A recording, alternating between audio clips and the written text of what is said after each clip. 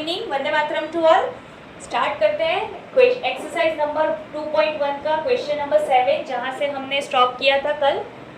A B C and D 4 sets are given. ये हमें prove करना है फॉर दिस सेट ओनली, लेकिन ये रिजल्ट प्रूव है फॉर ऑल। उसको मैं बाद में कनेक्ट करती हूँ कैसे हमने किया था इन अ चैप्टर 1, लेकिन यहाँ पे पहले हमें क्या फाइंड करना है। This is your first one, तो पहले तो फर्स्ट वन कर लेते हैं। A cross B intersection C is equal to, क्या हो रहा है, क्रॉस प्रोडक्ट एक्सपांड हो रहा है ऑन इंटरसेक्शन। जैसे हमने यूनियन एक्सपांड किया था वैसे क्रॉस भी एक्सपांड हो रहा है ऑन इंटरसेक्शन। चलिए, तो पहले तो I want B intersection C. So what is B intersection C? देखिए बी एंड सी में कुछ भी कॉमन नहीं है।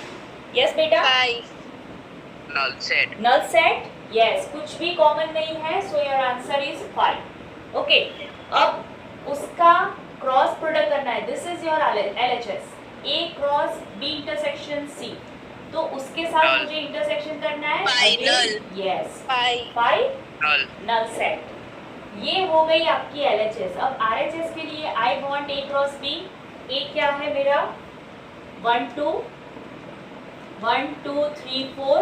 ओके, कल अगर किसी ने लेक्चर अटेंड नहीं किया है, मिस कर दिया है, तो क्या करेंगे क्रॉस प्रोडक्ट में, तो 1 को कनेक्ट करना है विद ऑल दिस एलिमेंट। 1 को इस 2 के साथ कनेक्ट नहीं करना है, बाकी सारे फर्स्ट एलिमेंट आपका फर्स्ट सेट में से आएगा, सेकेंड एलिमेंट आपका सेकेंड सेट में से ही आएगा कंपल्सरी। तो यहाँ पे मैं लिख रही हूँ ऑर्डर पैर 1 1, फिर 1 2 1 3 1 4। yes, then after 2 1 2 को कनेक्ट करो, 1 2 2 3। Okay fine. ओके, ये हो गया मेरा A cross B. Another thing I want, इसको मैं दे देती हूँ नंबर 1, है ना। Super, number 1 A cross B. अब क्या मिलेगा, ए है आपका 1 2 एंड बी है आपका 5 6। चलिए भाई, दो एलिमेंट है तो फटाफट से खत्म हो जाएगा। 1 को कनेक्ट करो विद 5, 1 को कनेक्ट करो विद 6, यस 2 5 2 6। Very good. चलिए, नंबर 2 हो गया ये। अब देखिए दोनों का इंटरसेक्शन देना है। सो bye 1 and 2 5 yes, no elements are common in both. So by 1 and 2, देखिए मैं फिर से नहीं लिखने वाली। आपको अगर शौक है लिखने का बहुत ज्यादा, किसी किसी को होता है हाँ, तो बहुत शौक है ज्यादा लिखने का, तो आप फिर से 1 and 2 लिख सकते हैं यहाँ पे। then after you can show that it is 5। Okay, मैंने रीजन लिख लिया ऊपर ही कि by 1 and 2 we can see that this is 5। Done. तो LHS भी आपका 5 आया, RHS भी 5 है। So LHS equal to RHS equal to 5. This implies A cross B intersection C is equal to A cross B intersection A cross C. So your first result has been proved. Okay, चलिए अब थोड़ा सा आगे बढ़ते हैं with second result, second statement, number 2। अब इसके लिए मुझे A क्रॉस C चाहिए, so that we have already into.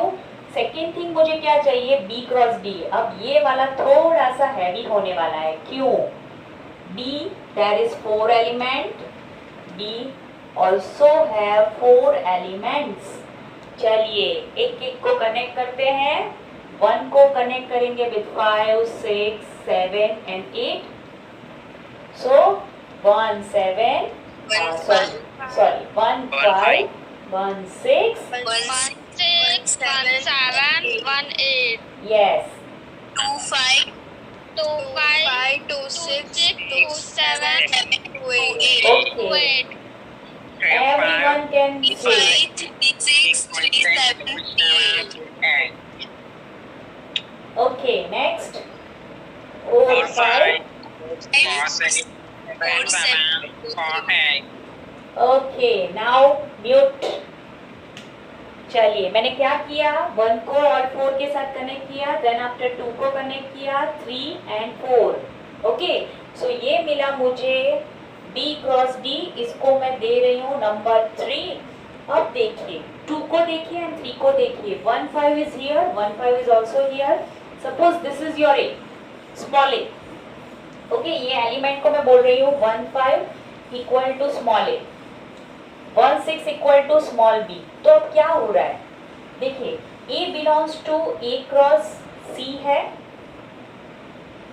आपका एक एलिमेंट यहाँ पे भी है। This implies you can say A belongs to B cross D also.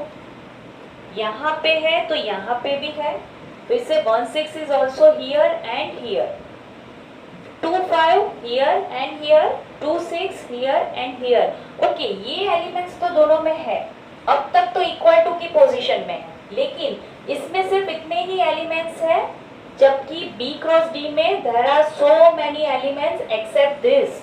ये चारों तो हैं और भी एलिमेंट्स है, मतलब आप क्या बोल सकते हैं, what we can say that by 2 and 3 we can say A cross C is a subset of B cross D। Guys, अब मैं इसको थोड़ा सा कनेक्ट कर रही हूँ with first chapter.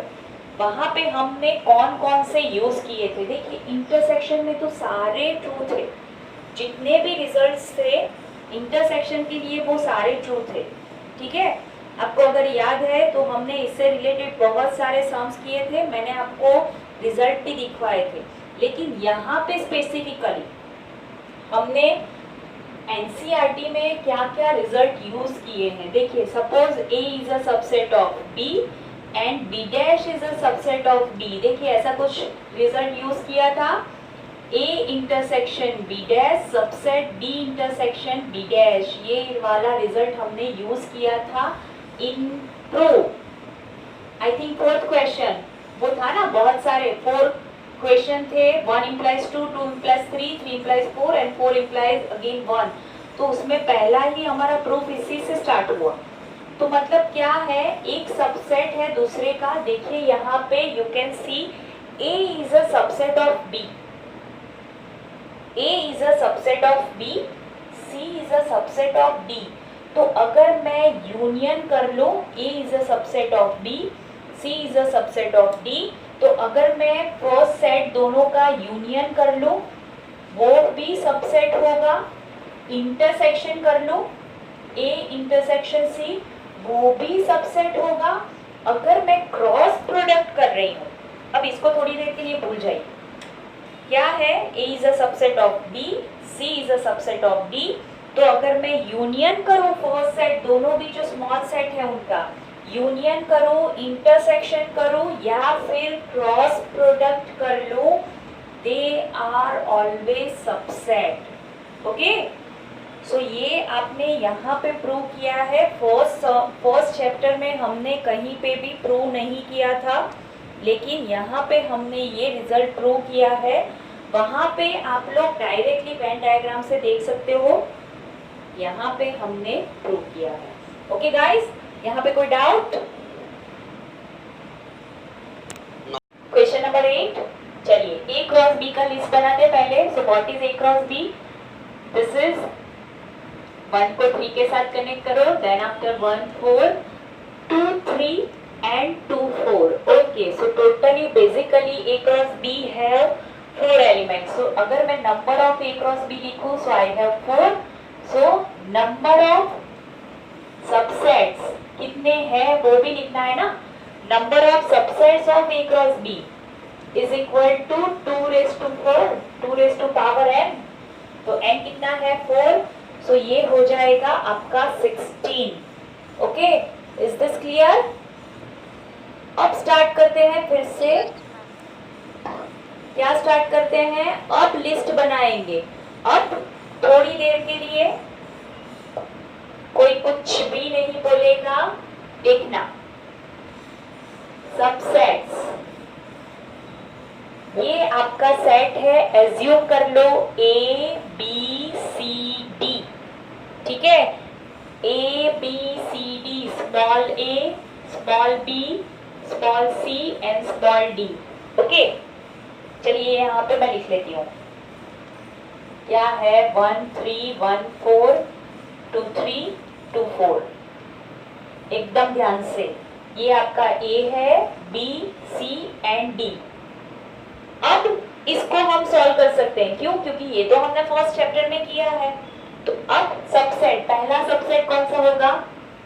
It will be 5 5, then after अब सिंगलटन सेट जाएगा। So first element is A. A क्या है आपका? 1 3। तो ये हो गया आपका फर्स्ट एलिमेंट 1 3 सिंगल सेट। वैसे ही सारे जाएंगे सिंगल में। एकदम ध्यान से लिखना है, बहुत केयरफुली, कहाँ पे कर्ली ब्रैकेट बनाना है वो बिल्कुल ध्यान से। सबको एक तो सिंगल सेट में लगा दो पहले। चलिए, ये हो गए आपके सिंगलटन सेट। अब क्या करेंगे? मैं ए को कनेक्ट करूंगी with B, double 2 members, A connect with B, C and D. चलिए, तो पहला ए मतलब क्या है आपका? 1 3 1 4। फिर A and C 1 3 2 3। Then after A with D 1 3 2 4। Guys, यहां तक किसी को प्रॉब्लम है? ओके, अब ए की टर्न फिनिश। चल भाई, ए आपका काम हो गया, आप घर जाओ, है ना? ए का काम फिनिश ना। चलिए, अब आते हैं बी पे। तो बी कनेक्ट होगा with C and B is connected with D. तो बी क्या है आपका? 1 4 2 3। यहाँ पे 1 4 2 4 1 4 2 4। चलिए, बी का काम भी फिनिश। अब बाकी बचा सी, सी कनेक्टेड विथ डी। तो ये हो जाएगा 2 3 2 4। ओके, यहां तक हमने कर लिया। This are only singleton sets. Okay, इसके अलावा और कुछ पॉसिबल है अभी डबल में? Anything left? नहीं। ओके, तो ये हो गए आपके 2 सेट्स। अब बारी है 3 सेट्स की। Number of elements is 3। देखना, पहला हो जाएगा ए, बी एंड सी। चलिए, उसको लिख लेते हैं 1 3 1 4 2 3। अब होगा ए, बी एंड डी 1 3 1 4 2 4। ओके, अब ए की बारी अभी भी फिनिश नहीं हुई। अब मैं कनेक्ट कर रही हूँ ए सी ए डी। ठीक है, ए सी एंड डी। चलिए, 1 3 2 3 2 4। देखिए, मैं ऊपर इसलिए दिखा रही हूँ क्योंकि वो हमने ऑलरेडी वर्क कर लिया है इन अ फर्स्ट चैप्टर। ठीक है, चलिए, अब ए की बारी खत्म। ए को बोलना है आप घर जाओ, बहुत एलिमेंट्स ले लिए। A B C D. अब आते हैं बी पे। तो बी के लिए एक ही पॉसिबल है, B C and D. 1 4 2 3 2 4। Now anything left? सब हो गए, कुछ भी बाकी नहीं है। एक पूरा सेट बाकी है, तो वो मैं पूरा नहीं लिखूंगी, मैं लिख लूंगी ए क्रॉस बी। अब चेक करना है, अगर एक भी भूल गए तो बहुत बड़ी गड़बड़ होगी। देखते हैं। चलिए, पहला 1, जहां पे कर्ली ब्रैकेट हो रहा है ना, that is your single element. तो ये हो गया 1 2 3 4 5 6 7 8 9 10 11 13 14 15। अरे क्यों, ज्यादा हुआ? मैम, हमने 12 काउंट नहीं किया। 12 काउंट नहीं किया। अच्छा, ओके। 1 2 3 4 5 6 7 8 9 10 11 12 13 14 15 एंड 16। Yes, okay. मैंने सोचा ज्यादा कैसे हो गए। ओके, तो यहाँ तक समझ में आया सबको? अगर ये लिखना नहीं प्रॉब्लम हो रही है तो मैंने क्या किया, मैंने जैसे किया वैसे ही आपको भी करना है। ए बी सी डी लिख लो, वो आपको आता है। ए बी सी डी लिख लो, फिर उसके ऑर्डर में पहले अरेंज कर लो, फिर ए के बदले आप 1 3 पुट कर लो, बी के बदले 1 4 2 3 एंड 2 4, ऐसे पुट करते जाओ तो आपका रेडी हो जाएगा सबसेट। ठीक है, total waste of time, total waste of energy, ऐसे क्वेश्चन का कोई मतलब नहीं है वैसे तो, लेकिन जब आपको belongs to does not belongs to पूछे ना तब ये काम लगता है, अदरवाइज नॉट। चलिए क्वेश्चन नंबर 9। ओके, क्या है? A and B two set such that number of A given है आपको 3, नंबर ऑफ बी गिवन है आपको 2, फिर से एलिमेंट गिवन है, क्या है? x1 y2। कल जो हमने क्वेश्चन किया था ना कि एलिमेंट्स गिवन थे आपको, z1 belongs to a cross b, these all are member of a cross b, then find a and b where x y z सिर्फ a। Okay, a and b find करना है हमें, और elements remaining elements नहीं लिखने हैं। चलिए, तो ये क्या होगा? a क्रॉस b है, सो first element must lie, x1 belongs to a cross b है तो x must lie in a first set as I told you before। ये first element compulsory first set में जाएगा, second element must lie in a second set. Okay, तो a का एक element, b का एक एलिमेंट हो गया। चलिए सेकंड पैर a क्रॉस b क्या हो जाएगा? y belongs to a and 2 belongs to b। Third element क्या है हमारा? z1। देखिए थर्ड एलिमेंट b में तो रिपीट होगा क्योंकि b में 2 ही element are there and already we got both of them. तो यहाँ पे है z belongs to a and ये 1 belongs to b, 1 belongs to b। So basically therefore a equal to x y z and b equal to 1 2। अब इसमें अगर आपको 2 marks में पूछना है so they can add one thing, also find the remaining elements। remaining elements मतलब इनको नहीं लेना है, except them। ओके, तो रिमेनिंग एलिमेंट्स कैसे लिखेंगे देखना। हाँ, direct remaining elements. I think इसके नेक्स्ट वाला क्वेश्चन वही है। Yes, also find remaining element. तो कैसे लिखेंगे? चलिए पहले x1 आएगा, इट इज ऑलरेडी देयर तो x1 नहीं लिखना है, x2 इज देयर। आप ऐसे भी कर सकते हैं कि पूरा a क्रॉस b लिख लो, पहले पूरा a क्रॉस b लिस्ट बना दो, देन आफ्टर रिमेनिंग जो ये एलिमेंट्स है उसको रिमूव कर दो। आपको लिखना यहाँ पे क्या है? Remaining element. आपको a क्रॉस b बिल्कुल नहीं लिखना है क्योंकि ये एलिमेंट्स हम निकाल रहे हैं। चलिए अब y की बारी, y का टर्न। सो y विथ 1 यहाँ पे नहीं है, so I can write y1, y2 I can not write क्योंकि it is already there. Okay, अब z की बारी, z1, z1 is already there, सो आपका लास्ट एलिमेंट आएगा z2। देखिए 3 यहाँ पे है, टोटल नंबर कितने हैं? 3 2 6, तो 3 यहाँ पे है, 3 यहाँ पे, दिस इज 8। ओके, ये एक्स्ट्रा मैंने किया है जो ऑलरेडी नेक्स्ट सम में आपको पूछा है। Question number 10, what is that? Cartesian product a cross a having 9 elements, मतलब number of a cross a आपके पास है 9, so I can say number of a whole square equal to 9। तो basically number of a कितना होगा? 3 elements. अब दूसरी चीज, which are found 1 -1 0 belongs to a cross a and दूसरा है आपका 0 1 belongs to a cross a। चलिए दो हमें मेंबर्स गिवन है, -1 0 एंड 0 1, तो यहाँ से मैं बोल सकती हूँ कि -1 belongs to a, 0 belongs to a, from this and from this I can say 0 belongs to a and 1 belongs to a. Okay, so I have basically 3 elements. I have basically 3 elements. Okay.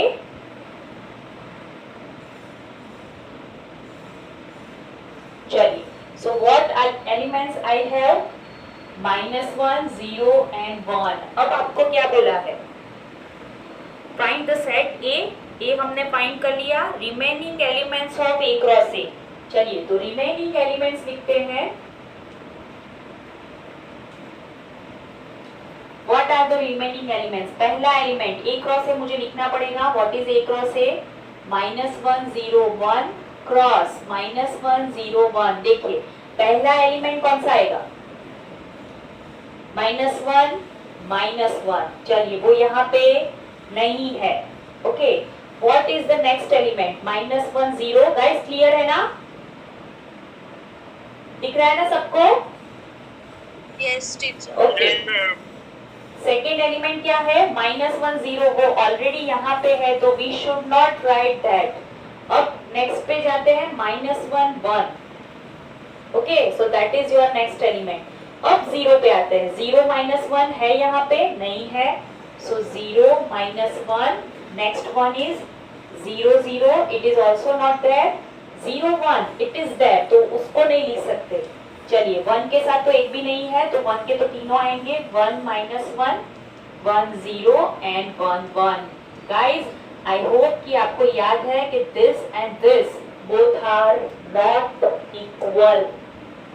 Okay, 0 1 and 1 0 are not equal. अगर मैं उसको हमारा जो second dimensional है, 2 dimensional, उसमें अगर मैं उसको दिखाऊं पॉइंट को, तो ये 0 1 मतलब it is lie on y axis and this is lie on x axis. Okay, तो this 2 points are not equal.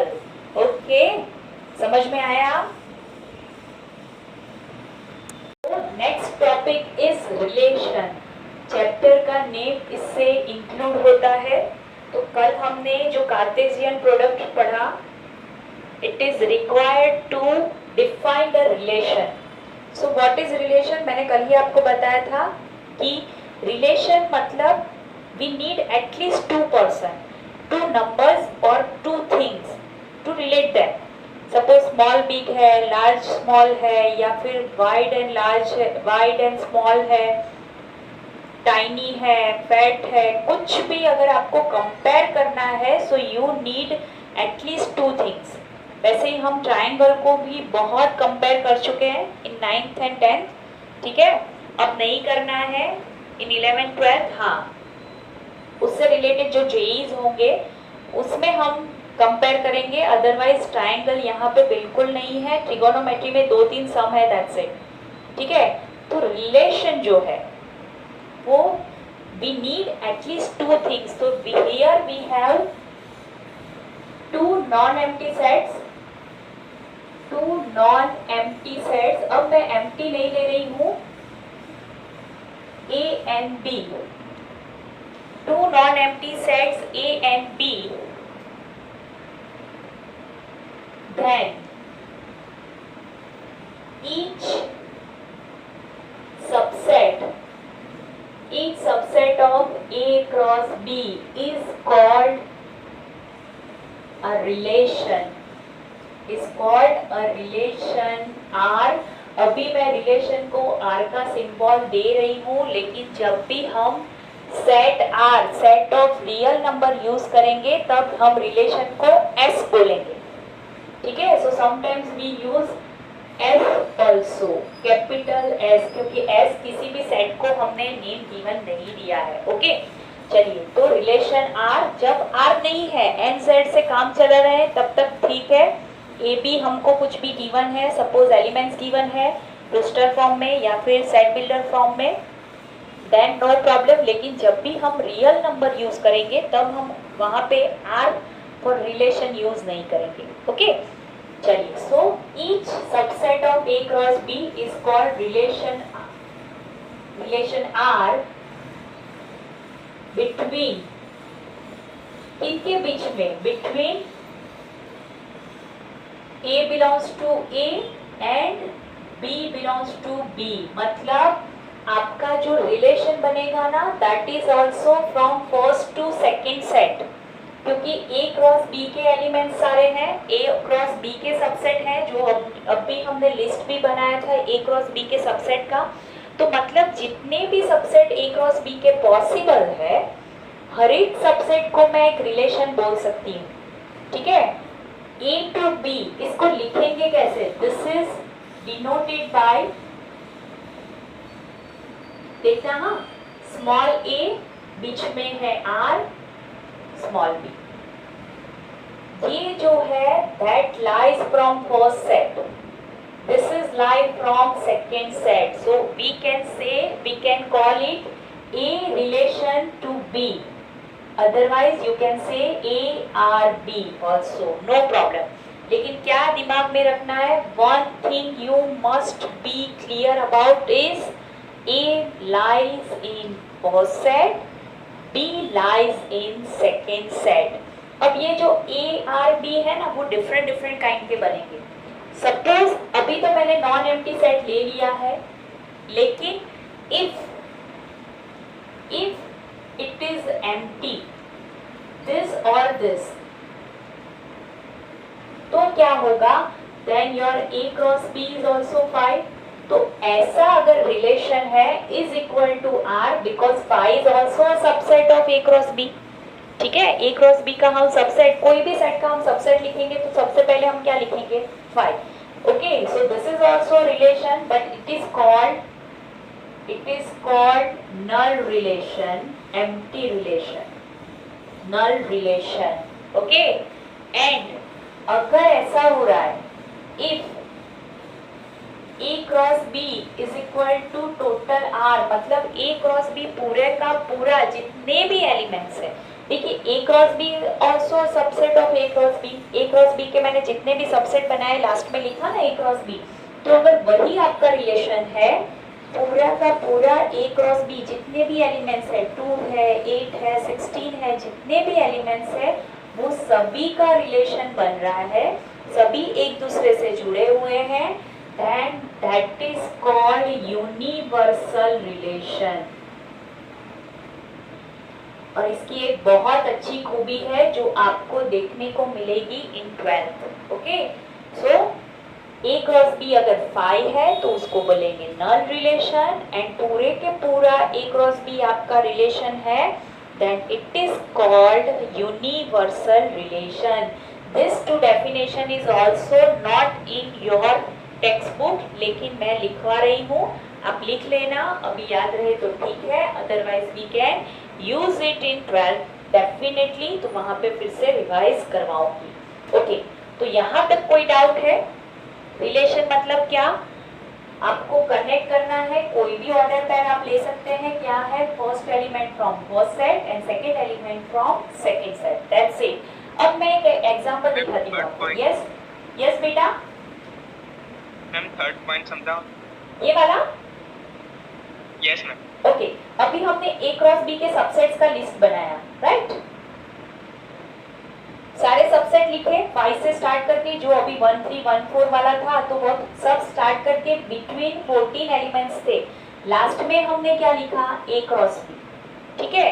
अगर ये रिलेशन है आपका एम्प्टी रिलेशन, नल रिलेशन, एक भी एलिमेंट नहीं आ रहा है, वो मैं एग्जांपल अभी आपको दूंगी, ठीक है। तो एक भी एलिमेंट नहीं आ रहा है, तो then you can say it is null relation. अगर पूरे a क्रॉस b के सारे एलिमेंट्स आ रहे हैं, मतलब 1 1 3 1 4 2 3 2 4, अभी मैंने जो एग्जांपल लिखा था क्वेश्चन नंबर आई थिंक 8, उसके जितने एलिमेंट्स थे वो मैंने सारे लिख लिए। तो अगर ये पूरा का पूरा a क्रॉस b आपका है, उस पे रिलेशन R बन रहा है, then it is called universal relation. मतलब जितने भी सबसेट पॉसिबल है बिटवीन 14 जितने भी सबसेट है वो इसमें आ जाएंगे, then it is called universal relation. Okay, अब मैं एग्जांपल लूंगी ना तो आपको ज्यादा क्लियर होगा। ओके, चलिए देखते हैं आगे एग्जांपल। रिलेशन बनता कैसे है, कैसे लिखते हैं? तो नंबर 1 R कैसा है R? देखिए x y such that x plus y less than 1 से छोटा होना चाहिए, and x y both belongs to n। क्या कंडीशन है? ऑर्डर पेयर एक्स वाई बनानी है, x plus y less than 1 होना चाहिए, दोनों n में होने चाहिए। अब n मतलब मेरा स्टार्टिंग ही होगा 1 1 से, ठीक है। एक्स वाई दोनों मैं एन में ले रही हूँ, तो मतलब this is your relation on n cross N.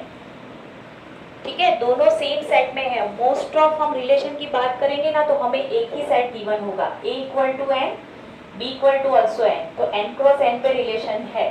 Okay, X को भी मैं 1 लूंगी, वाई को भी मैं अगर 1 लूंगी, तो एडिशन आपका क्या हो जाएगा, दैट इज 2।